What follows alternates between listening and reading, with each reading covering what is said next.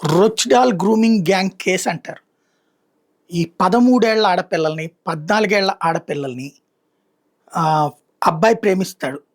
పాకిస్తాన్ నుంచి వచ్చినోడు, ఆఫ్ఘనిస్తాన్ నుంచి వచ్చినోళ్ళు వీళ్ళ బ్యాచ్ కలిసి ప్రేమించారు.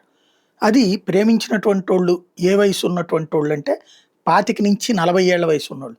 ఒక దాంట్లో కొడుకు, ఓ దాంట్లో తండ్రి కూడా ప్రేమలు చేసేసారు. వీళ్ళని తీసుకెళ్ళి మతం మార్పిచ్చి పెళ్ళన్నటువంటి పేరుతో చేసుకుని ఆ తర్వాత ఆ ఇంటి సెక్స్ బానిసలుగా మార్చేశారు. ఇది అతిపెద్దదైనటువంటి కేసు. బ్రిటన్‌లో సంచలనం సృష్టించిన కేసు. ఆ తర్వాత నుంచినే బ్రిటన్‌లో చర్చ ప్రారంభమైంది. చొరబాటుదారులేంటి, శరణార్థులేంటి, ఆ తర్వాత ఇదేం అరాచకం చేయడం అన్నటువంటిది. ఇప్పుడు ఈ వ్యవహారంలో కీలకమైనటువంటిది కోర్టు తీర్పు ఇచ్చింది. ఈ తీర్పులో టోటల్‌గా 7గురిని నిందితులుగా చేర్చింది.